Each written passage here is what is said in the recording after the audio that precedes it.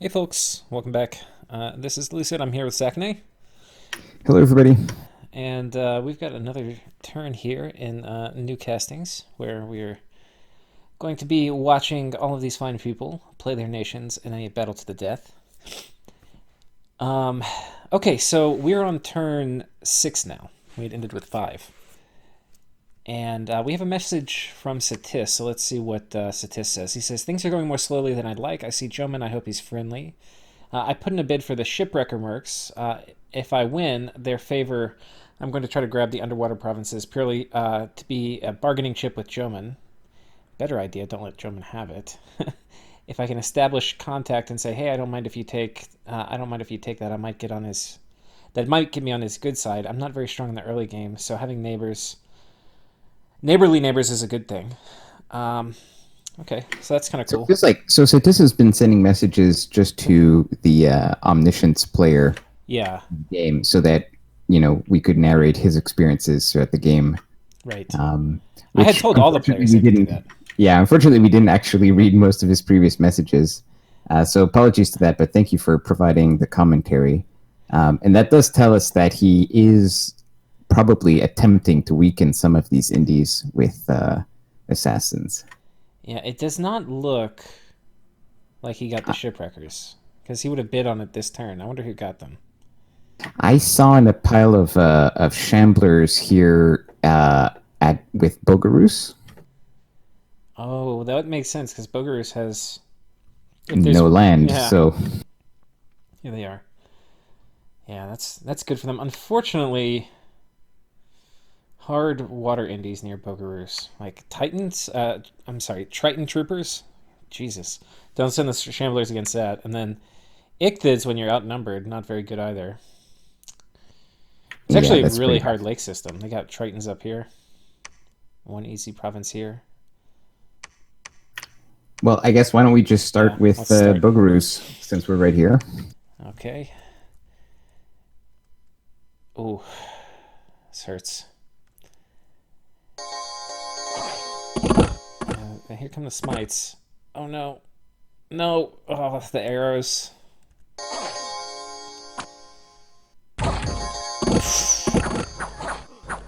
Well, I guess those are the people you want to eat the lance charges with. Yeah. Oh, hurts so. Let's see who got most of the kills for that. 6 on the Eparchs? Yeah. Eparchs did a lot of work there. Yeah, and he's like expanding with the parks, basically, right? I think that's Yeah. a. I talked about that in my Boogaroos video, but I think that's a pretty valid Yeah, strat. Um, I mean, especially I think especially versus heavy cav.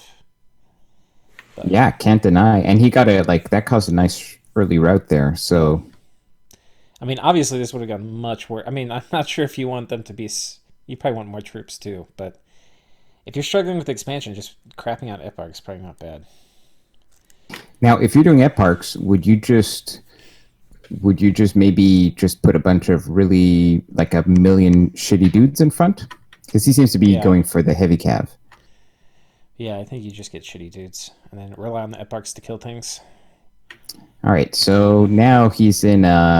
Well, he's only has 3 provinces total. The province he just killed gives him access to barbs Yeah, and a wasteland, so that's not tempting. and West this is is. Ooh, yeah. that's heavy infantry and heavy cav, so that's not tempting. This I think. Oh no, this he can take. He's just gonna have to sack the rest of his infantry. Oh no, he can't because it's It's well heavy unless cav, it's cold yet. but he can do it, right? I Oh, know he it's a can't get river. there. Oh shit! I mean, God, maybe what a bad start. we can't tell the temp scales and it's fall, but no, it's Yeah, early fall, so there's no way. Although, but honestly, it makes sense if he's recruiting heavy cav, he'll want to get his cap circle, so he could go north to light infantries and crossbowmen. That's not crazy. no, dude, this is a river. No, I mean like with his current expansion party, he still has moves. He doesn't have to double Yeah, back. Like he yeah. goes straight No, he west of can his get this cap one. this turn. Yeah, Yeah, yeah. No, but I'm just noticing how like I didn't even realize how bad this was. The fact that this is a river. a river into heavy cap. I mean, No, no, but I just made okay. Well, it's cold, so he can kind of cross it. yeah, But he's got cold scale, so he'll be yeah, fine. okay. I assume he has. But I mean that's just such a bad spot. Okay, All right, so Bogarus is next. continuing to suffer. Yeah. Poor bugaroos. And then over here, we've got Yeah, it's just normal Overkill. indies. Yeah. I think what we can do too, what I'm going to start doing, I think, is I'm going to start clicking C on provinces instead of V, and then it'll give us the battle report, and we'll decide if we want to watch it. Sure. This is kind of interesting. Oh, he took a surprising number. losses. Were there a lot of priests? Let's take a look. I think it's just a lot of heavy cav, one priest. Hmm.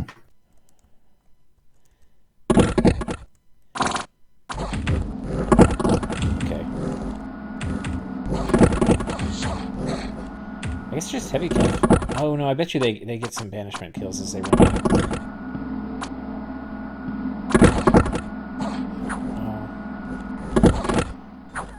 I don't know. Hard to say what caused that. Crossbowmen just being units. I think the crossbowmen got most of the kills.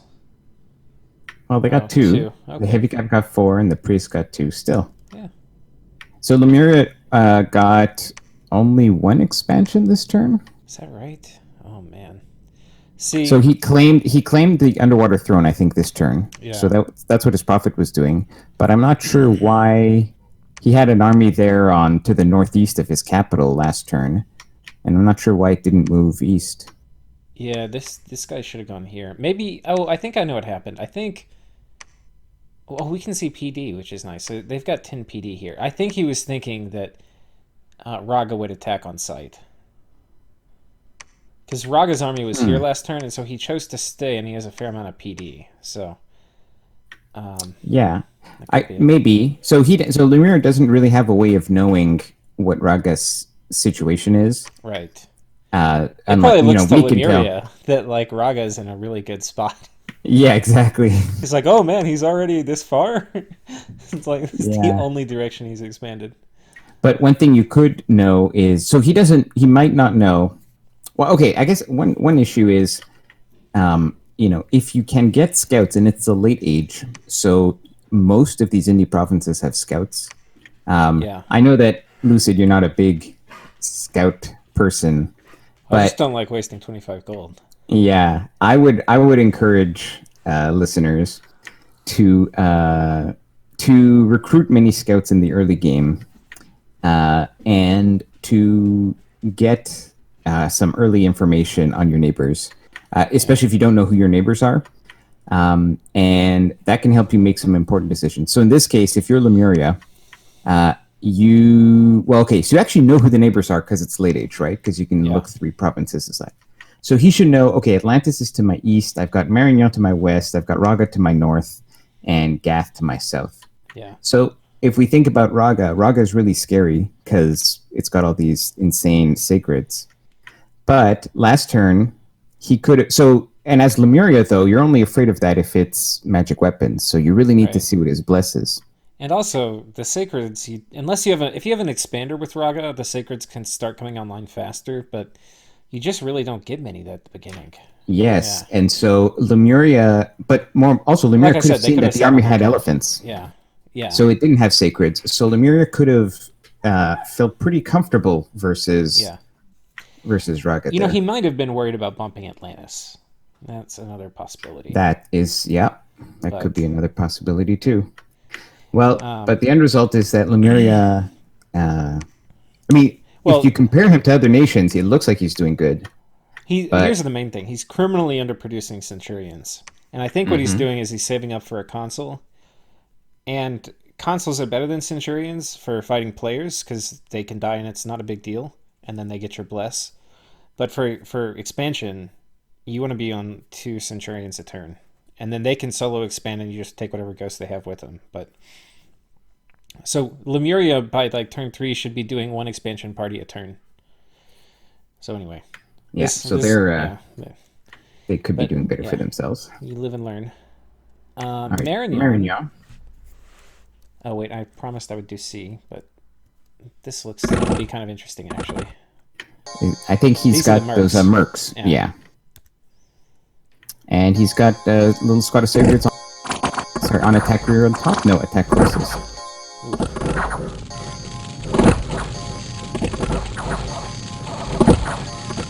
Yeah, fortunately it's militia or light infantry, so...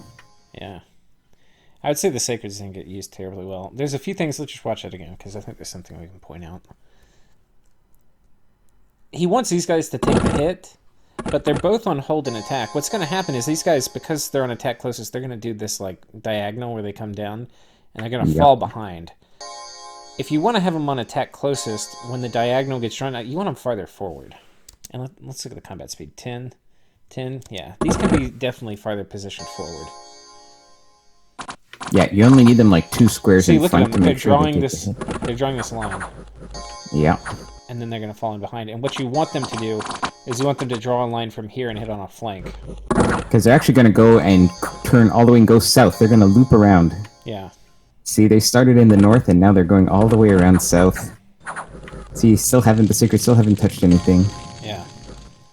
And he has a Killy Bless on them, right? It's I forget. It's like a Bloodlust, attack weapon. Attack +4. Attack, yeah. And Blood Surge. They're going to just tear people up, so... Anyway. Right, so scripting positioning could have been better. Bye-bye, Spearman. Actually, those were those mercs? Yeah. Oh, okay, yeah. I think so. So he seems to have an army... He had a fail here. Oh, shit. He's got the foul spawn. Oh, I remember talking about this. I was thinking he's got the foul spawn he's going to launch into these calf. But I wasn't sure how helpful they would be. Well, I guess he was hoping that they would be the arrow bait. Yeah. So one thing you can do, I mean, I guess the only way to guarantee the arrow bait is to make sure your other squads are so far back that they're not in range of the archery weapons. Yeah. The other problem is that and they do eat the lance charges still. Yeah. See, the other problem is that this is not a great matchup. So crossbows, unless the crossbows happen to have high protection, archers beat crossbows in archery duels because archers generally are weak, and so an arrow will hit them. So they fire twice as much. Exactly. So having all these crossbows is not doing much in this fight here. And then Marignon has the additional disadvantage that none of its units have shields. So they're actually taking quite a beating just from these short bows. Now, to be fair, this is a rather large number of light cavalry, but still. I think he's at the HP route threshold, is I think what happens. I don't think he actually takes much more damage or losses. But we'll see. I think he's having to pass morale checks every round, I think. Yeah, because of all the foul spawn. Yeah. That's why I was thinking they might be a liability more than a help. But maybe... I mean, because these... what are they? Royal Guard? Yeah, they're pretty unit. They have 20 protection. The other thing he could have done, he was on hold and attack. He didn't have Sacreds, right? He should have just been on attack for his archers. Yes, that's a good point. Unless you have a reason to be on hold and attack, you might as well just attack. Okay, never mind. These guys actually do get killed, so... Well, yeah, once the light arc cavalry decide to actually attack in melee, then... Yeah. Alright, so Marignon these guys are no joke. Yeah. The horse tribe. Yeah. It's his lance charge when you get in close. Yeah. Oh, what's that? Well, he actually kills all of them, so we didn't watch it till the end, but... Yeah. Okay. Okay. Marignon's still suffering. Alright, let's move to another row. Go south. Let's... Okay, it looks like there's a fail there for Ulm 2. This is still the original expansion army from turn 2. Yeah, it's just infantry. Absolute units. I mean, this is the best mileage you can hope to get out of your starting expansion party is Ulm. Yeah, but you should aim for this, right? Like, because Ulm has high quality units, you should make sure you're scripting properly so that you don't waste your units, so that this army can keep expanding. So this is very well done. Yeah. And then Ulm doesn't really like the crossbows that much, so having this guy come in the back and flank is actually pretty nice. Bust these crossbows up. You can even consider saying hold and attack archers instead of hold and attack rear. Because unless you might reduce the damage you take more. I think if you look south of that province, that might have been a failed expansion. Oh yeah, I didn't see that. Uh-oh. Uh-oh. I already What know what happened this here? is. So this is wolves plus Yeah, sacred this is, heavy cav. don't do this, guys. What's he fighting? Oh, Woodhenge. I mean, there's a few things that I can see. One is that the wolves are gonna HP out the knights. Yeah. The second is a risk. Sending heavy cav into nature druids, they can do like vine arrow and entangle you, and that's kind of bad. Sleep in this case, yeah. But okay, got about like one more turn of knights massacring things before they get HP routed by the wolves. Okay. The other thing is, knights, like a few heavy cav, the only thing theoretically, What the fuck is that guy doing? yeah, the only thing theoretically that's going to kill heavy cav is if they get completely surrounded by a million little dudes. Yeah. So is this just a bad route? Oh, the commander gets routes? Yeah. Commander gets unlucky. Yeah. But I think he was having to. All the squads are going to have to pass morale checks once you get to HP route territory. So I think the commander was just the one that failed. So don't do that at home, kids. The wolves are meant to be screens for archers, not to go with knights. If he just sent the knights, that would have been easy, or not easy, but they would have won. Yeah, I think so. Okay, moving on to Agartha. All right, I remember this party from last time. So he's got the cave drakes with crossbows. Oh, what was that? I think they just got routed by the archer. Oh no! They're on fire and they're keep on distance. Keep distance. God, I never see that get used. So you can fire and keep distance on like cavalry archers, like for example, late age Tianqi with their sacreds. That might be worth doing. Yeah. But otherwise, you're just wasting. You could just be shooting. Yeah. Now, is that the only expansion party? There were no other failed expansions, right? Right. They've got these guys here. One of the issues with the Garth, and I don't know how these guys got here, is they're so slow. So if like you can't, I have no idea where these guys were last turn. Maybe they were here. I think this army moved from here to here, and then they're queuing. All right, I guess that makes sense because he felt he didn't want to go east. That would be encroaching too far into Ulm's territory. Yeah. So he didn't have a choice. All right, that's understandable. Joman now. He's got his sacreds out. Do you remember what Joman's bless was? Let's see. He's like, I don't need to bless my sacreds. Yeah, apparently not. Are those the sacreds or the? The white guys are. And the heavy cav or light cav doing some work. What's the toll here? Loses one cav. That's not bad. Let's watch that again because there's one more thing I want to. How I think you want to do this, because I did a fair amount of scales expansion testing with these guys. He's got these guys on attack rear, which is one way to do it. They'll kill the archers. I mean, not the archers, the commanders potentially. But I prefer... See, they're going to get bogged down here. I prefer to have them hit on a flank. And like... So like on attack closest, but the same thing where they hammer in on the side. I found that works better. Yeah. So one thing I agree, and actually he could have known that this was going to happen because the indie description would have had only melee units, right? It's militia, light infantry, and heavy infantry. And in that scenario, the commanders are always going to walk up with the infantry. So hold an attack rear is not going to do what you think it's going to do. Well, it's going to do what happened here. If you see a description that has like militia, heavy infantry, and archers, for example, then the commanders are going to stay with the archers, and your hold and attack rear will actually work how you thought it was going to. Yeah. So you have to kind of adjust your script based on the exact composition of the army you're fighting.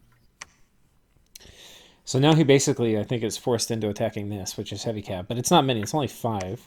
So and honestly, that's probably what he wanted to do because now he can also attack that with his cap reinforcements too. If he feels he needs it. If he feels he needs to. I don't know exactly how many he has, but I'm a little on the fence for whether...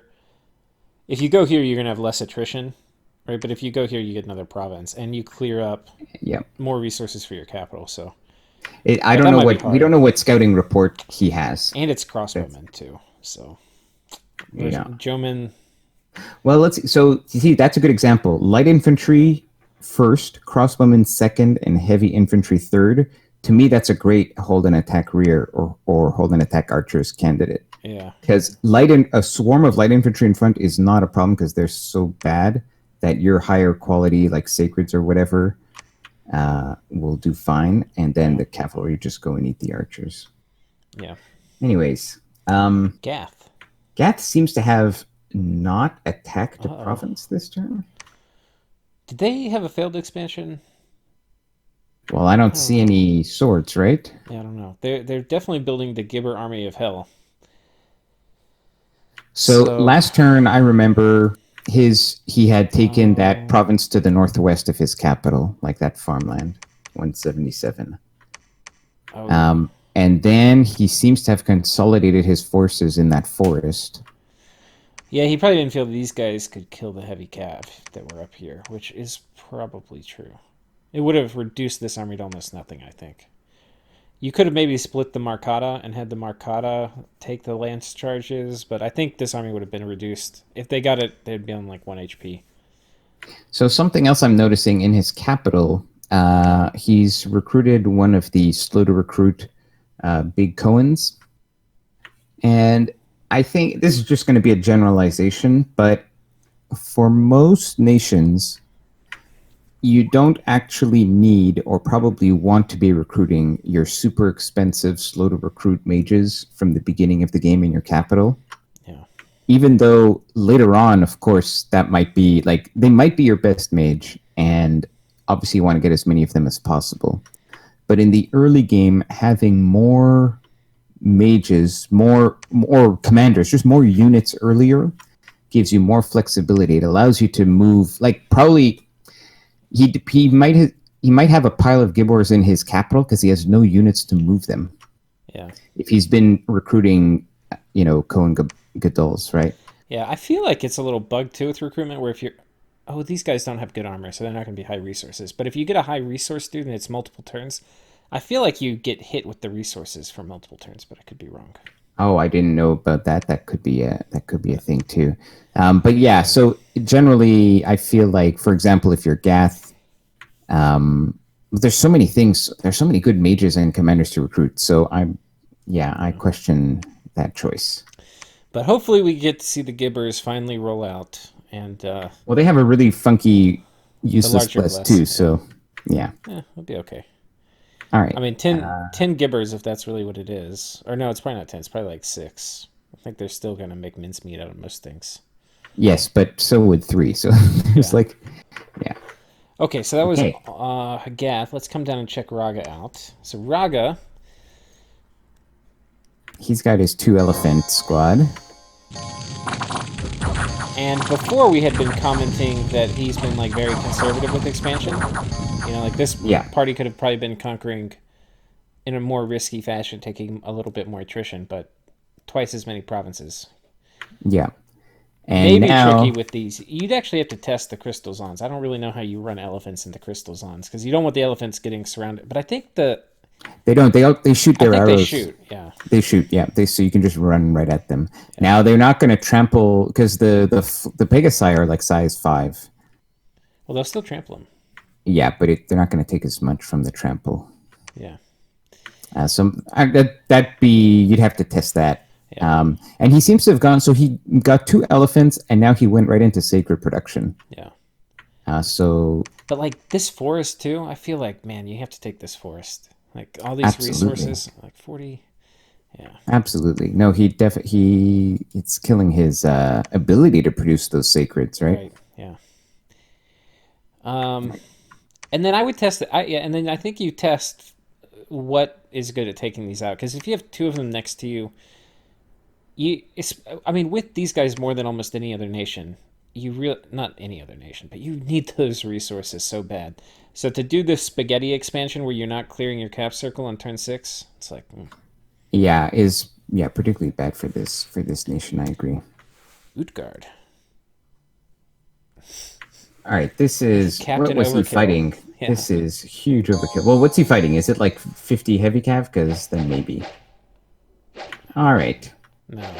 So, but maybe this is a mistake in the sense that he looked at the description and saw like 50 units and heavy cav. But Yeah. maybe it's worth pointing out that, the order in which the units are presented on the map screen tells you the relative amounts. So clearly this one had heavy cavalry in third. And so you don't need that many. He has we were guessing it was a monolith with regen. Oh man, this guy almost died.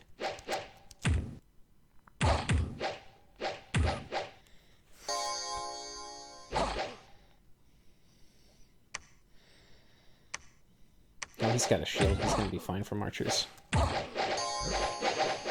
Yeah, so this was probably like 50. The scouting report might have had 50 units. Yeah. With a lot of light cavalry, and then infantry, and then heavy cav. Okay, he lost 2 game herdings. So, fair enough. You don't want to be losing game herdings. Yeah. I mean, part of it too, the formation wasn't great. Like, I don't think they got good surface area. I kind of feel... So I think he was trying to eat the lance chargers with the javelinists, but honestly, Gamherdings can eat lance chargers because they have 40 hit points. But look, yeah, none of these guys, it was always too deep. Yeah. I honestly would just... Because the commander only has 2 like morale slots, right? So you can only make 2 groups. Yeah. But I would make 2 groups of Gamherdings. And because he doesn't have 80 leadership, you can't put them in a line. But if you make morale, 2 blobs, you don't really care about. I mean, you have berserking dudes like -1 morale. Fair enough. Yeah. Yeah, make an extra line. But yeah, you got to spread those guys out. Forest Troll is like the easiest indie in the whole game. I think people see Forest Trolls and they're like, oh shit, it's scary, it's trolls. And it's like, nope. I guess, well, if you're like expanding with like shitty javelins, then trolls actually kind of regenerate a lot. Yeah. I guess it depends what you're expanding with. Certainly not for Gamherdings. So Jotunheim is... They do good. They got 2 expansion parties. Yeah. They're doing all right. And honestly, with Gamherdings, you can kind of boldly go into maybe I'll bump territory. Yeah. And so we'll have to see where he goes next, but I think the stronger move with that expansion party to his east is to just plow into his neighbors and hope he bumps. Yeah, I think... Well, let's go back and look at that before I zoom in. Yeah, I think you're right. Go ahead, keep going east with that party. Instead of going north or south, just go east. Yeah. I think so too. Okay. Right. The Fateful Battle. Yeah, we've been hinting at this for a while. So he has what? He has a chest wound and what else? I think, is that it? Oh, no, he's got 2. Never healing wound. Okay. Now, also, he attacked lots of heavy cav province with crossbows. That is very Ballsy. bold. Yeah. With 18 protection, that in fact is suicidal. Yeah. It's just not a good idea, guys. Even if he had his script right, so if he'd been doing his script right the whole time, he probably wouldn't have most of these afflictions. And then he would have gotten, instead of being high encumbrance, or high fatigue right now, like 44, which is definitely going to increase the amount of damage he takes. But even if he did fire, one volley of fire, which is all you're really going to get, is probably not going to rout the knights. So actually, the fatigue, he's harassed down to 0 anyways, so the penalty from the fatigue is not... Well, the crits. Yeah. But it's kind of not the crits. I mean, so heavy cav do... Here, why don't we look at a heavy cav, just so... So a heavy cav is doing... Morningstar 16. The Morningstar does 16, and half the time that's piercing damage. Yeah. So 16 piercing versus 18 armor is guaranteed chip damage. Yeah, but I mean, he's getting hit for more than... I don't think it says crit on here, does it? No, it doesn't. I don't think it's built into the log. But, I mean, it could just be an exploding die, but it also could be a crit. Oh, an armor defeating hit. I think that's a crit, but I'm not sure. Do you know? I'm not sure. I think I that's think that's a just crit could because that's be. crits reduce your armor basically. Yeah, that's probably what that one is. But that's like a big one. This I did one 8. Oh, did that's not just get a it, but it was still. Oh, this was the lance. yeah, that was a lance charge. But I don't know. There were a few big ones. I don't know. Yeah, I don't think it would have saved. Oh, another armor defeating hit. So 7. So I think there's a fair amount of crits which are coming from the high fatigue. Armor defeating hit The, 5. Another the 8. fatigue is definitely I think it's definitely an issue here that should be addressed. But honestly, I would not. This is not the correct pretender to send at heavy cav and crossbows. But I so fully agree. I mean, it's risky, but I think actually looking at it now, if he did, because look how many there are coming in. There's a lot, and Z has a lot of attacks. If he got one good fire volley off while they're charging in, and he was at 0 encumbrance, I mean 0 fatigue. I think that maybe the best move is like hold, and fire, and then attack rear Yeah, to guarantee you get like one nice fire breath on the incoming cavalry. yeah, Then just zoom to the back, kill yeah, all the crossbows and the commanders. yeah. But if Make you're it, going to make it go pull it after off. some kind of province like this, high finesse required, and that was kind of yeah, not. All right, just heavy infantry fighting regular infantry, so We know how that goes. we know how that goes. Okay, 2, and then for Satis, this is So a we pretty normal. Oh, this is kind of cool because it's in a cave.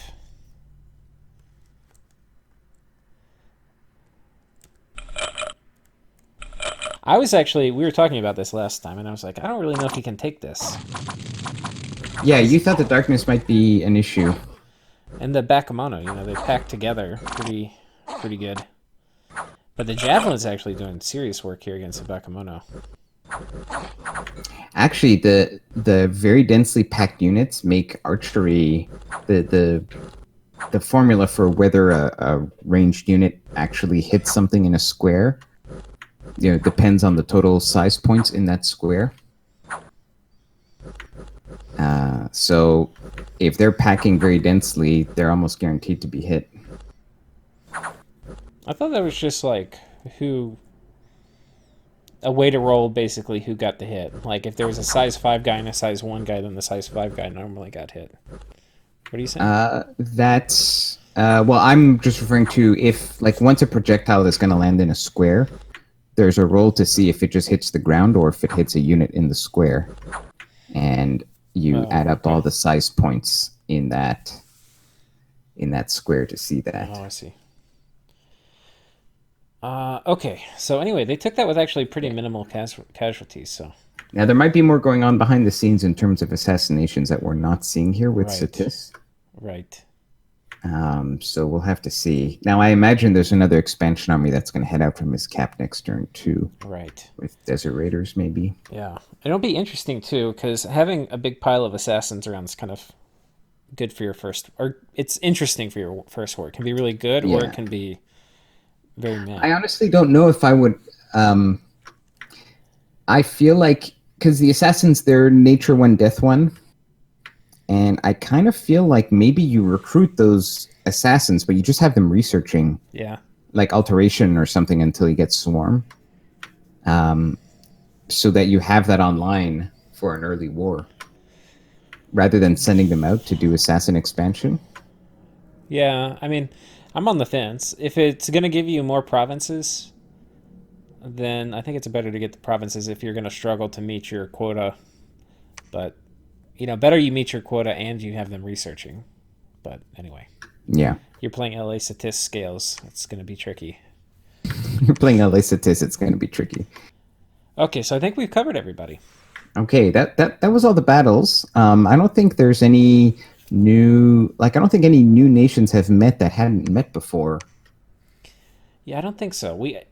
These guys are kind of did a dance. Lemuri's a little nervous. Atlantis starting to kind of get some momentum. They have their cap circle completely cleared.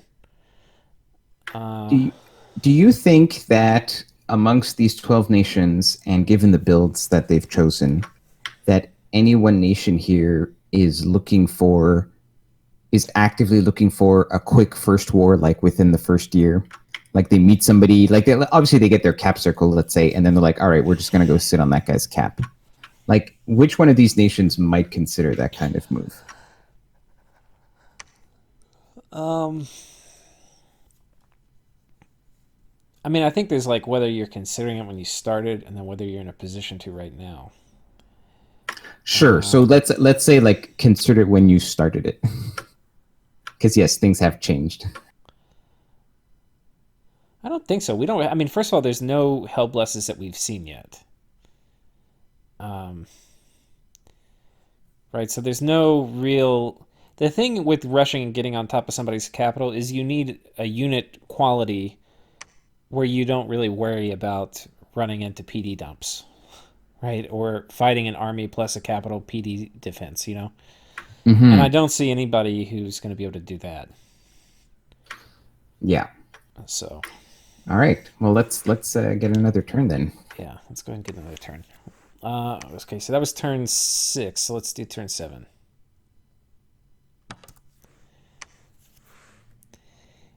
Okay, so let us see what this turn brings. We started with Satis last time, and we ended with... We started with Bogarus, I think. Oh, Bogarus. Oh, that's right. We started with Bogarus. Who did we end with? We ended with... Satis? Did we end with Satis? Yeah, I think we did. Okay, so let's start with Satis then. So it looks like we have another Assassin expansion.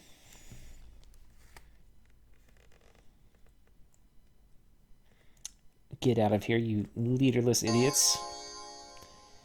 And normal expansion here. Oh, and Satis, it looks like had a bump. Yeah, I was just looking at the map here. I've got it on my computer. Oh. This one, he kind of wasted the army, because this happens to me all the time when I do Assassin expansion. It's like by the time I finally kill all the commanders, I like have an army that would have taken it anyway. You know, and like, fuck. So that's what happened. I think his army, he didn't have any other unconquered provinces to move out of his cap from. Right. So I think he's just moving that army there so that he can now expand into somewhere else. That's kind of what I meant a while ago when we were talking about Assassin expansion. I was talking about diminishing returns. You're going to have to move your armies through places anyway, right? So like you can snipe some key provinces with assassins that you don't think you're going to move armies through. That'll be hard for your armies. Like the heavy cav. Right. Or, or the barbs. Like this was probably a good one to get because, it would have caused attrition. But anyway. Mm-hmm. Let's check this out. out. All right. So is this our first bump? This is our first bump. This is our first player-on-player action. All right. So statistics on militia, which he's feeling very confident about, as he should.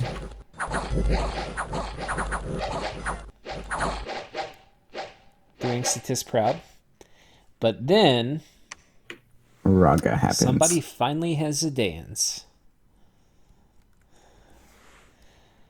The unit that is going to make you want to cry. Let's check this bless out.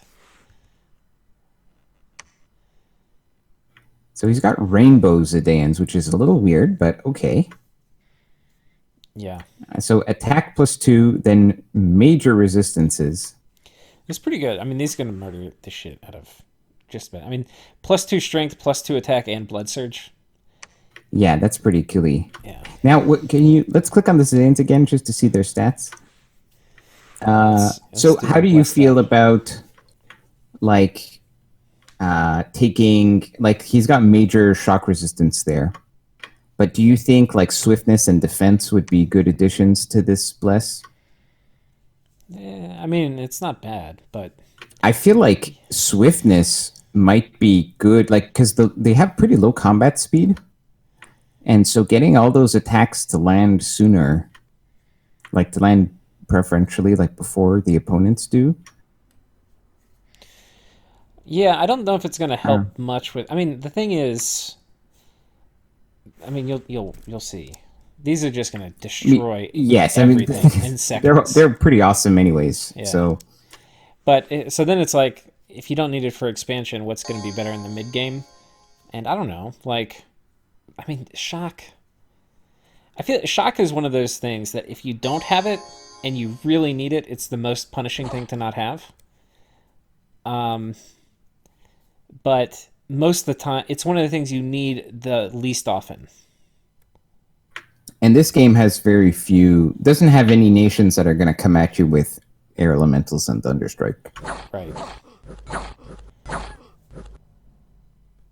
I just kill everything so fast.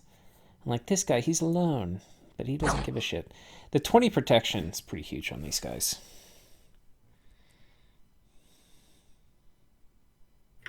All right, if you're late age Satis and it's turn 7 and you think Zedaeans are coming at you, what do you do? Get your assassins ready. Good point. Yes. Yeah. It has to be assassins, right? There's nothing else. I think. I mean, you can kill. You have poison slingers. They're gonna. I don't think they. Do they have PR? I don't think I saw yeah, that. I think they do actually. They do.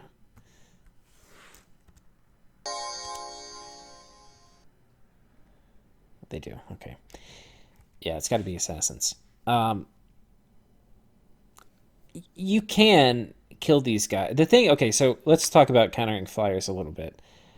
Flyers are going to be on attack rear. We'll watch this. What you want to do, because if you're fighting PD, these guys are going to jump back here. The commander's generally going to stay on the backside of the troops. They'll snipe the commander, and then that's game over. In this case, they're going to snipe him, and they're going to rout. If you can kill these guys with the PD dump in conjunction with killer units, right? So you can have killer units, you mix them in with a PD dump, and you can kill them. But you're going to need a few commanders mixed up and like scattered in different places so they don't get killed. I think also importantly, with Raga, their commanders are not going to be flyers. Right. They're almost always going to use that cavalry blesser dude. So if you have your own independent attack rear squad, I have found it is hard to attack rear against flyers. Sometimes I don't know. Maybe it matters where they're positioned. So if this guy's in front, I don't really know how the attack rear works. Because I've definitely had it where I'm like on attack rear, and then my guys who were supposed to be running to the back, they're like, oh, the Zedaeans, they were actually the rearmost unit at the beginning of combat, and then they like turn around and I don't know. Oh, I see what you mean. Interesting. I don't know if that's actually what I just had that happen in a game recently, but I don't exactly know Do why. the Zedaeans count as mounted units? I think so, but I'm not sure. I mean, there's a mounted tag. I think they would be. Yeah, mounted. Okay, because I was going to say otherwise you could do Homeland attack cavalry, but yeah, you can't. All right, so I guess we can transition into Raga, who successfully bumps Satis and then expands there. They expand here with their overpowered expansion army. Yep. And then, yeah, so that's basically it. They're not going to be getting another group of Zedaeans for a while. This was ballsy too, because this was his cap circle. I didn't even realize this. So Satis was expanding into Raga's cap circle. Ballsy, man. Very ballsy. Yeah, that feels a little bold. Yeah. Now, do you think that he needed 5 Zedaeans? Like, did he need to wait for 5? Or with the Blessed he has, could he have just started expanding with fewer than 5 Zedaeans? You can. I think if you do fewer than 5, you have to mix in other troops so you don't get the morale penalty. But that's probably okay. I haven't really played Raga much. I've just played against him a few times. So I'm not sure, but I imagine you could. I think that'd be something worth testing. If you are playing in a game, if you are going to be playing as Raga, because there are many different blessed possibilities. So whatever you pick on as your build for Raga, go ahead and test it and get a feel for, if this is a bunch of militia, I can actually clear this with 2 or 3 Zedaeans. I think it's Zedaeans. We're saying Zedaeans. I don't know. I think you also Zedaeans. do elephants or something. This is too slow for your first expansion party. So either you go out with fewer Zedaeans or however you say it. Yeah. Either you go out with fewer or you do elephants for your second round. like elephants and some infantry. So But I it's think the too moral, late. yeah, the moral of the story here is you need to do a bit of single player testing to like the reason these players are being very conservative is because they're afraid of failing to expand, which is okay. But you can overcome that fear by just testing and figuring out what you can get away with Yeah. and what you can't. And if you know some strategy works like 90% of the time, then you just go and do that in your game. Yep. Okay. So here we've got the big game herding squad coming in. I'm actually really surprised how much attrition the game herdings are taking. Well, they don't have regen yet, That's true. and they only have 7 protections. So, Yeah. Well, or it's going to whatever. jump up when they go berserk, but yeah, not that much to 14. Yeah, for late age, that's not a huge amount. Yeah, none of this bless actually helps him in the early game. Maybe you don't do game herdings at the beginning. I don't know. I guess he wants to have a good number built up. Yeah. And they're good units, but I don't know. It just hurts me because he lost 2 last turn. He lost 1 this turn. And I was smack talking him a little bit for being too conservative, but maybe he wasn't. Maybe if you're doing, maybe this is the way to do it. If you're going to you want to build up game herdings, they're okay without a bless, really, which is basically what they are here. And if you don't take this many, you'd take even more attrition. So Yeah, the but formation can be improved. I guess he's also taking. We're saying this, but it's always against heavy cav provinces. That's true. So yeah, he's taking a bit of a beating. Okay, so that's it for that row. Oh, he also went north, pretty far into Oh my gosh. territory. Yeah. It says, hey guys.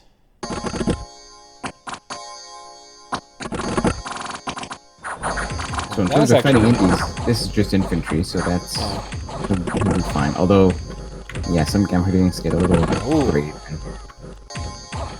He lost 2 there, right? Yeah.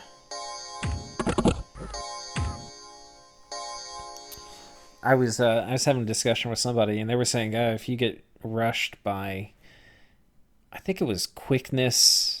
I don't know if it was quickness region or quickness something gamherdings, and you're Atlantis. Like, can you survive? And they're like, there's actually no way you can. Turns out it's true. So I don't know. I have this mental image in my head of because that was the last time I was fighting gamherdings. Was like I was doing this test game. I mean, I wasn't playing Atlantis, but anyway, it was just some hypothetical. But those things Quickness were region? so hard to kill. I can't remember. I think it was quickness region, and maybe it was one other thing too. It was something stupid, and Bloodlust, just for or blood surge, yeah. And it was or maybe blood bond or something, and it was like, and maybe it was fortitude region blood bond, the standard stupid thing. But I mean, killing 20 gamherdings or killing 1 out of 20 gamherdings was like impossible. Anyway. Yeah, you can definitely go pretty heavy meme bless with that. So that's why when I see 2 die, I'm like, how did this happen? Yeah, wow. But yeah, they have 0 bless right now, basically. Right. Okay. Wait, jumping down a row. Agartha. Oh wait, no. Yeah, I think we finished this row. No, we did Abyssia because he. We did. Oh yeah, that was right. It was boring. He lost the. No, the dragon was last turn. Oh, that was last turn. Okay, so this turn is just a regular. Oh, we didn't actually do it. Yeah. Oh, it's just. Villains. That might have been an event. You don't normally get villains. Yeah, because that's like a backfill. That's weird. Yeah. So that means he did not expand really this turn. Right, and he probably didn't have PD there either. Is he doing PD? Just doing 1. Usually better to do 6 guys. But 6 PD is what you need to stop the villains event specifically. Which I guess is what this one was. So. Yep. Yeah. There you go. I also don't think. Well, I don't know where else he could have expanded from that province, but it seems like now, like that army can just go north anyways. So what are his cap reinforcements going to do? I guess he's gone south they've already. Gone south. Yeah, he's sending all these warbread after this enormous amount of heavy cav. Yeah. That's going to be painful. So this is a problem, and I don't know what you do. Maybe what I think one thing you could do is if you know you're coming this way, because you know there's this nasty heavy cav province, you want to start getting whatever shit indie is here and just use them as lance charge fodder. Yeah, get a few random militia. Mm-hmm. Yeah, because you do not want to take like 15 heavy cav lance charges into your warbread. Anyway. Because this is going to be very high attrition. All right, stay Okay. tuned. South. Okay, Okay, Bogarus. Bogarus, who Double expand. doubles, no, he doubles his province count. He went from 3 last turn to 6 this turn. So well done. Yeah, very nice. All right, heavy cav versus militia. That goes exactly how you think it's going to go. All right. Oh, it's not just heavy cav. He's got these guys. I wonder if they're in the same squad. I wonder how he has this set up. Because this guy, it looks like it's only 2, but they're not. Let's check it again. Hold and attack units that have bows sometimes decide to just stop and shoot their bows. Yeah, these are one squad. Huh. So you put them all in the same squad. That's actually pretty interesting. That might be a good way to do Bogarus expansion. Okay, look at that. And they got the lance charge? Oh, no, they don't have a lance. But they walked in. So they're on hold and attack. So they're going to spend the first 2 rounds shooting their bows. Right. Then they're going to charge in and attack the first wave. But then afterwards, hold and attack archers, like they'll fight in melee, but then if the units they're fighting routes, see like right there, they won't charge in to attack the next. If they're within archery range, they'll just shoot their bows at them. I was not aware of that's how this works. I'll have to tinker with this. This may be a different way to expand with Bogarus. Having a mix, that way you don't have to have quite as many heavy cav. And you get you get these guys running in and hitting for the first round where you kind of want the Maldruzina to have some backup. Yeah, it prevents the real heavy cav from getting surrounded by like 50 militia or whatever. But then it's also kind of low commitment. You know, they hit and then they're not going to like keep running in there. But yeah. I don't know. It definitely worked there. They did lose an Eparch though, which was their only commander, right? Yeah. How did he die? Unlucky arrow? Yeah, I feel like... Where are the boxes? I think these guys are either in the middle. They're not far forward. I think with these guys you can do far forward. Oh, he just got sniped right here. You want to have him far away from your other troops, I think. Like you don't put him right there. Okay, so he got this other expansion, and he also won underwater. Let's watch this one, because 25 barbs is no joke. Oh man, it's the Eparchs. Okay. Just a ton of heavenly strikes. I mean, basically, yeah, barbs are no jokes, but normally you defeat barbs with archers, right? Right. And Eparchs are just holy archers. Yeah. I mean, I think that, and this was how I kind of thought about it when I was doing the national overview and I was talking about Eparchs, is it's going to be, you're going to need a fair amount of research before one of your mages becomes better in battle than an Eparch.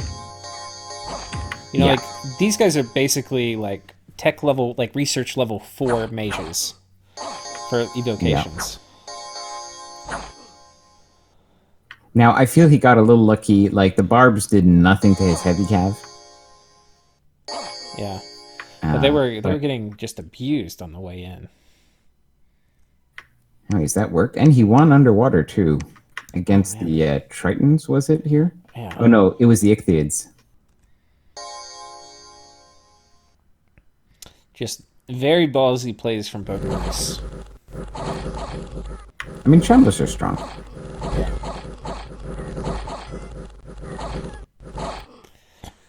Well, that is a good turn for them. I bet you that's a turn that makes them smile. Or at least stop crying from... Yeah. God, though, you look at it and you're like, where do you go from here? I mean, you've got this, and then maybe... God, I don't even... Let's not talk about it. It's going to make me upset. What do you do? I have no idea. He had a good turn, but... Next turn, no promises. Because now he's starting to meet his neighbors, right? So what... You know, yeah, sure, he had a great turn. He's got 6 provinces, but none of his moves, except for that wasteland, is 2 out from his cap. So he really needs to be all-inning on those. I feel he should be focusing on those prairies to his southeast. Yeah, these are huge. Whoever gets these, if he gets both of these, he can potentially have a game. But Yeah. the other thing too, like dealing with Atlantis attacking you from underwater, sailing with all your whole coastline exposed, and Atlantis is obviously going to attack you because Atlantis is going to want this shit over here. I mean, oh my god, don't even get me started. Okay, did we do Atlantis? We haven't. No. Now Atlantis goes underwater here. We can watch this. Takes a little bit of losses. Do you think that Atlantis should instead just try to keep this army above on land and try to get more stuff on land? I mean, it's definitely a strategy. You're not gonna be really contested underwater, so it's kind of like a larder. You can just save it for later. Yeah. But you know, if it's high income and you want to get it, then and you don't have a good place for those guys to move. Now their troops do get a small penalty underwater. If it's a slashing damage, I can't exactly remember how it works. I think you get slashing -1 weapons attack. are a little more penalized, but piercing isn't. Right, but and I don't think it's like either or, because normally if you have two types, it'll like 50-50 for which type it's going to be that round. Yeah. But if it's a mix, I think the penalty you get is only 1 instead of 3 for attack. If I recall.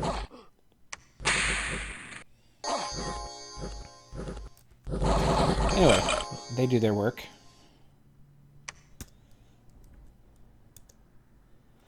I don't think there's much to see there.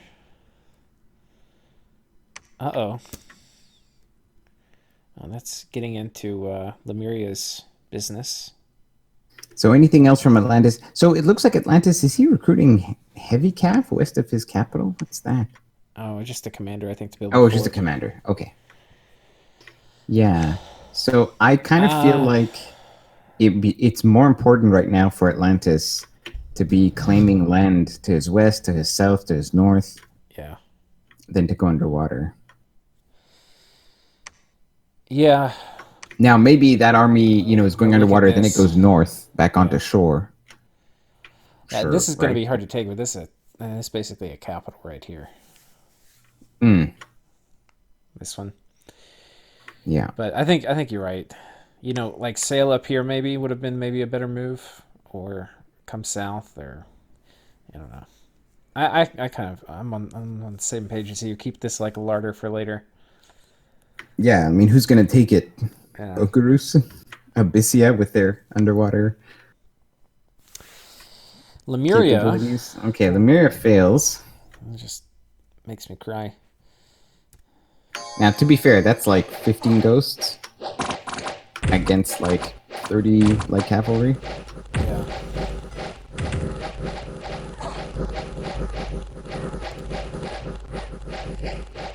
They just failed a morale check. Okay. Well, he didn't lose much. He loses 7 ghosts. It's okay. This Lemur Thaumaturg. So he's got this guy out sight searching, and then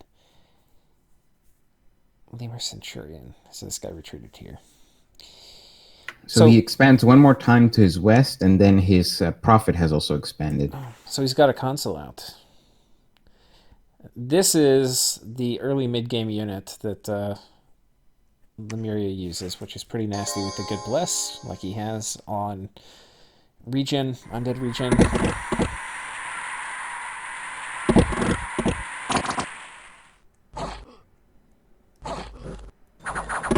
You can see he's basically just immune. Crossbows hurt him a little bit, but it's okay. This guy's going to be expanding 1 per turn. A few things of note here with Lemuria. One is he put a temple up before he has a fort, which in general I think is bad practice for any nation. But for Lemuria, it's doubly bad because you're going to be spreading your cancerous dominion, which you really don't want to do. You want it in your forts with temples in it. Like there, your dominion's good, but everywhere else, you don't want to do it. So, yeah. Yeah, that is the wrong priority. And then I think... Okay, no, not yet. So there's a fort coming up here. Where's the other one? I feel like he's got another fort being built. No, doesn't look Looks so. It looks like this is the only one coming out. Okay.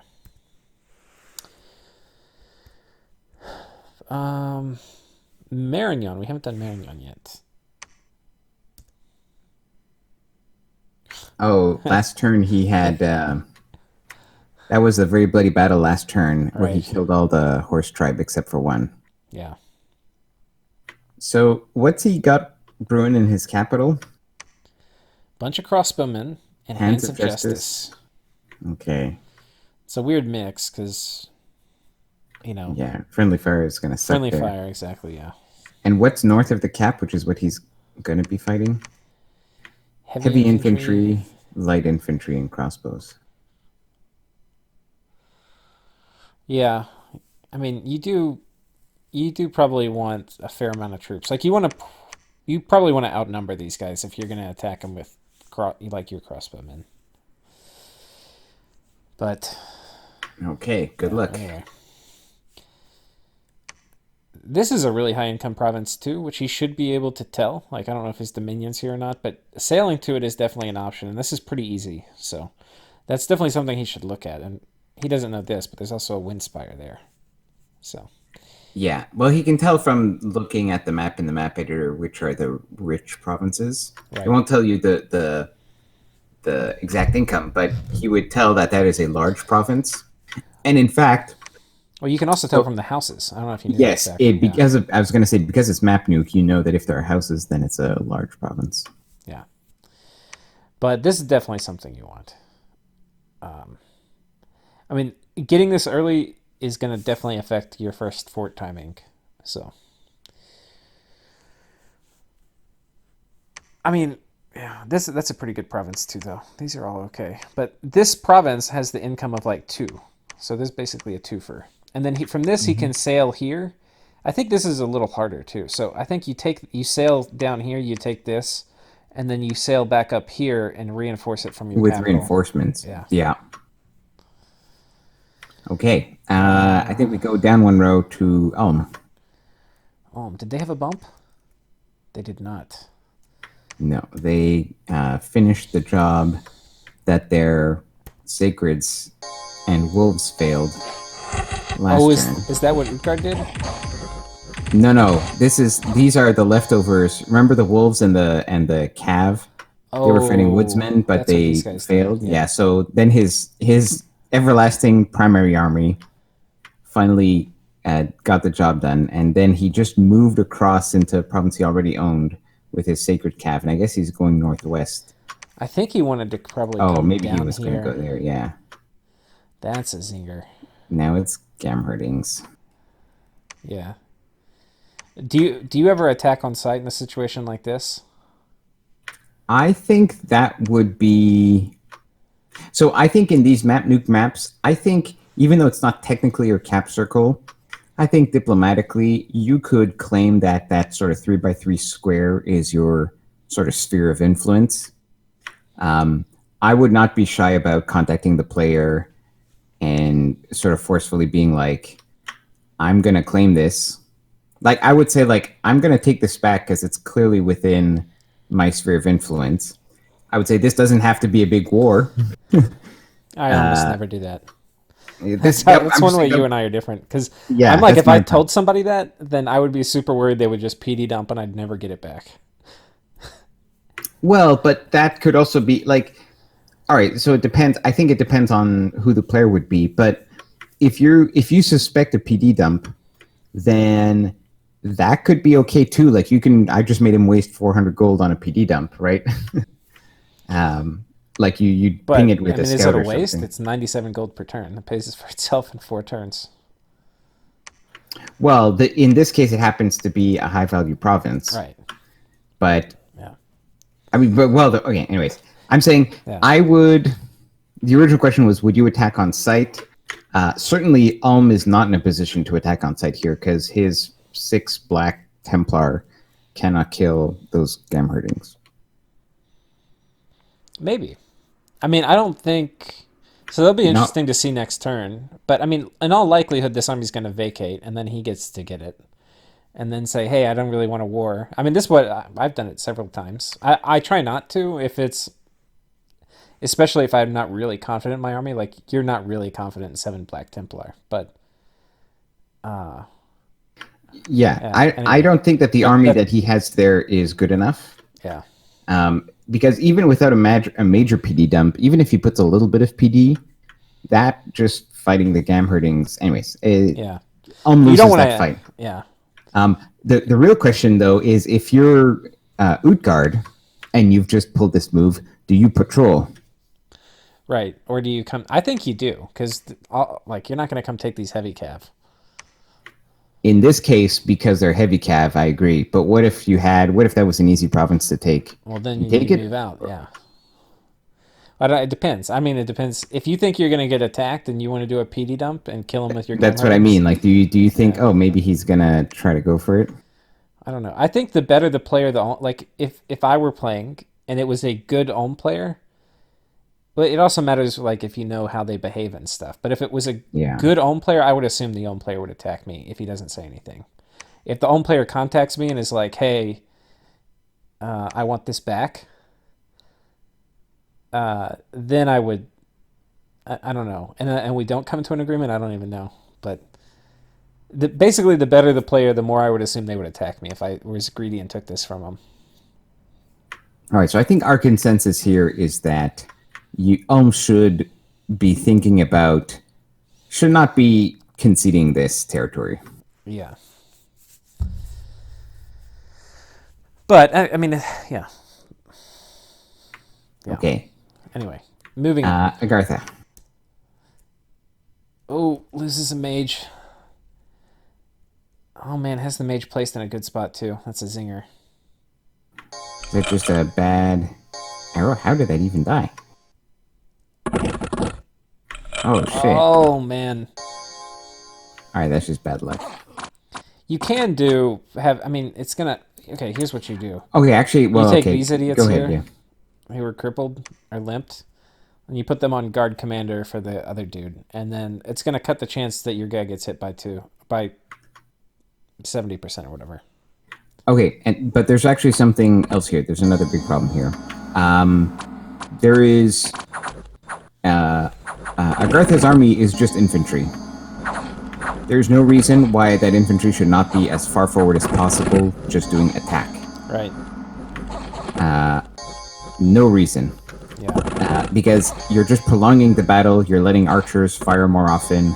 If you're fighting with only melee units, honestly, even if you're fighting with archer support in the back, it doesn't matter. You put your melee units as far forward as possible and just attack. Yeah. A lot of times. So I this think is a this great mage case. getting killed caused these guys to rout too, because these guys require magic leadership. Oh yeah. Yeah. So yeah, so that is it's okay. So here he had some sacreds and he wanted to bless them. Yeah. So fair enough. If he doesn't have a prophet, they have to be in range of the priest to be Well, blessed. he has the prophet. He can't bring them without having a mage. So you could get the blind lord leader who can lead the blind fighters. But if you don't have them, So he had a prophet. So what I'm saying is, there's no. I thought that might be a reason to not have him in front because you needed a priest close enough to bless him. But he has divine blessing, so it's not an issue. right? Yeah. Yeah. So That again, sucks. Bad luck, but there's you could have prevented it. yeah. You only need hold. Like you need hold and attack if you need to if you need to do a funny formation thing where either you need some of your units to catch up, like if you have vulnerable units in the back and you want your strong units in the front to take the brunt of the hit, but then you don't want them to get swarmed, then you do some hold and attack shenanigans. But if all of your units are heavy infantry, then they're all equally strong, and you just put them in a line in the front and attack. Like for example, should Most do of this the time. always. Most of the time. Sometimes, though, you want to spread the enemy out. So hold an attack in the back, even if you're only infantry. If they have, like, different speeds of units, or if they have archers and some units, you can, like, especially heavy cav mixed with heavy infantry, hold an attack will allow the heavy cav to distance themselves from the heavy infantry. So you kill them, and then you kill the infantry. But, yeah. In general, especially versus a lot of archers like this, or a lot of crossbowmen, you probably want to go ahead and get in there. Yeah. Okay, so that was Agartha, who expanded twice. He used cave drakes, a lot of cave drakes. That's 12 Yeah. cave drakes, pretty expensive. But he's fighting a ton of heavy calves, so it makes sense. Archers fire and keep distance. That's actually interesting. You know what I'm thinking of? It used to be you would, I don't know if you remember this or if you played, I can't remember if it was Dominions 3 or 4, but you would put one guy up at the front, so things that were on attack closest would attack him, and you put him on guard commander. And he would march his And he would ass run, yeah. all the way back to the commander you put at the back. And I that think was you a way could to still do bait that the in archers Dominions 4. forward. Yeah. And that's how you would bait the archers forward. But it seems here, if you have things on attack archer, you can also do fire and keep distance. And if things are on fire archer, it will draw them forward. Yeah, that's true. Or maybe even you put them on fire and keep distance, and they're the first thing, and then they'll just spend the whole time running to the back of the. Huh. Yeah, just put a squad of archers in front of everybody, Yeah. like just short bowmen, Yeah. and have them fire and keep distance, and then anybody who's on hold and attack closest is just going to get sucked to the back line. Yeah, I'll have to do that. That'd be funny. All right, I'll have to put that. I'll have to test that out. It goes in our black book of secrets. Yeah.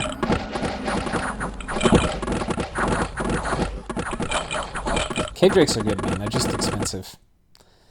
They're 80 gold a pop, but they're strong. All right, Agartha expanding successfully twice. Yeah. And I think Joman They've got is their the cap last. ring cleared now too. Basically, most people are kind of getting to the point where they have their cap ring cleared. So, all right, Joman. cap ring. I would not consider this cleared. They're 3 out of 5, whereas Agartha's like they've already got 4. But that was pretty clean. Yeah, well done. And then we thought he was going to expand also to the east this turn, but he didn't. Where did we think he was going to do it? Like from his cap. Oh, from his cap, yeah. I guess he felt he needed a stronger army. Yeah. So, I don't know. Joman definitely on the struggle bus right now. With only 4 provinces on turn 7. Gath is working on his cap circle. Yeah. Oh, we didn't cover Lemuria also expanded. I don't think we looked this far south. No, we did. Lemuria, we did. That's his prophet that came out after claiming the throne. Well, yeah, I mentioned it, but we looked at this. He failed that expand and has a centurion to the west, and that's his prophet. Yeah. Yeah. Okay. So Gath. Oh, the Army of Gath. This is the first time we get to see it. With gibbers and all, versus just a bajillion. Oh man, don't make me watch. Yeah. Don't make me watch it. Here it comes. Oh, you spent all this time making this army. So there are a few problems here. So first of all, he's got a lot of cheap Marcata mercenaries whose job description is literally put me in front of heavy cavalry, please. Yeah. Because throwing stones at heavy cav does literally worse than nothing, because even if it hits a heavy cav, it will guaranteed do 0 damage. But it could hit your dude. Yeah. Because they have terrible precision too. So that is a first mistake. Man. Honestly, the second mistake is just they have a terrible bless, so... But, I mean, I think honestly... Okay, let's watch it again. It's painful to do, but we must.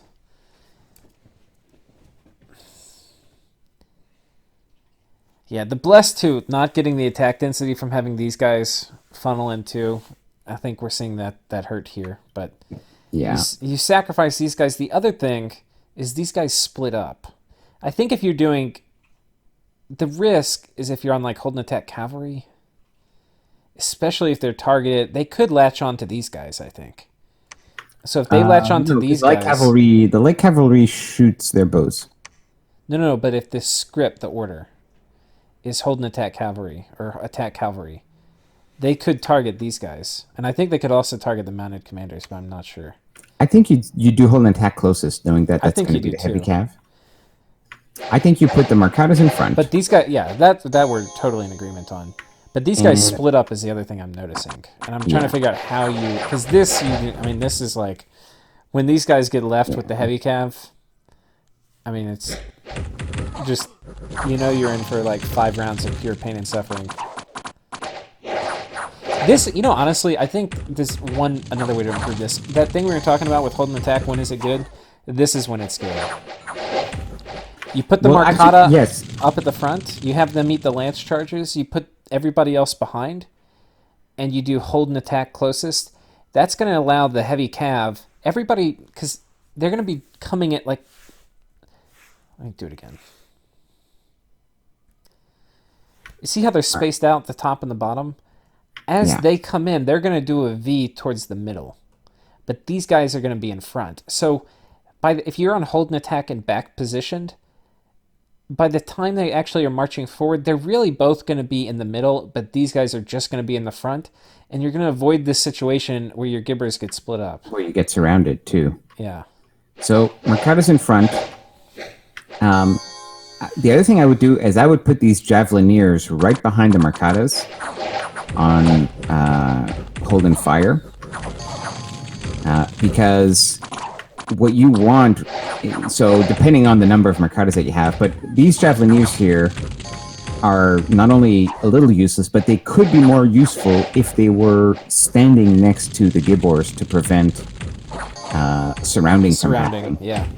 So even if you are having them fire javelins, you have to put them in front of the Gibbors so that they shoot their javelins, and then as the Gibbors walk forward, they're in a line with the Javelineers when they're fighting the cavalry. Yeah. So you put the Marcadas in front, assume they all die, then the Javelineers are right behind that, and then the Gibbors will have joined the Javelineers by the time the battle is joined, and then you can... Ideally, and I guess these are mercs, so you can't do it, but ideally you would kind of split these guys up too. Or you don't really want... These guys are enough where you're dancing with HP routing if they all die. And you take some of their attrition. No, in this case, no, because Gibbors have so much HP and he's got a larger blast too. Well, let's look, because it's 40 times 5, so that's 200 HP, is that right? Yep. And then the Gibbers, you have 8 times 40. 40, which is... like more. Yeah. Yeah, okay, they're probably 320. Yeah. Yeah. But if this weren't a giant nation, right. then yes, I agree. But ideally, and this would be like even more finesse, but you time it so that your Gibbers are making contact while the heavy cav is cleaning up the last of the Marcata. Anyway. Yeah. So they won, but -4 Gibbers. -4 really Gibbers. Feels bad. Feels really bad. And then what did... Oh, they had... Their other army was here. So they consolidated. They combined. They consolidated. Ooh, yeah. It was an expensive clearing of the cap circle. Yeah. And honestly, you didn't even need to take this. I mean, it's a nice province, but... I mean, he needs to get his cap circle, so he does want to take it. But 12 resources? Well, because it's all being sucked into the cap now. That's why it's only 12. Oh, yeah, that's true. Okay. Yeah, it's not a ton of resources, but you need every bit you can with Gibbors. But that southern province, the one you're looking at now, could have been taken much sooner. Right? Yeah, I would prefer to... I mean, because nobody's going to take this. This is your larder. So I would prefer to go ahead and get some other stuff and not take the extremely hard province till later. But, or you probably... You might have even been able to take it with just the Marcata and the Gibbers, but I'm not sure. That would have been... yeah, I don't think the Javelineers did anything. Yeah. But then you could have had the rest of the squad maybe come over here. I don't know. Anyway. We did Ulm. Yeah, I think we're actually done for this turn. Oh, we are? Okay. Did we do Rago? Oh, we did, because they bumped. We are done. Yeah, they bumped. Yeah, we did this. Oh, man, it's a long episode. Because we did 2 turns in one. Okay. Um, so you guys get 2 free turns, 2 turns for the price of one. Yeah. All right, folks. Well, thanks for tuning in, and we'll see you next time. Take care, guys.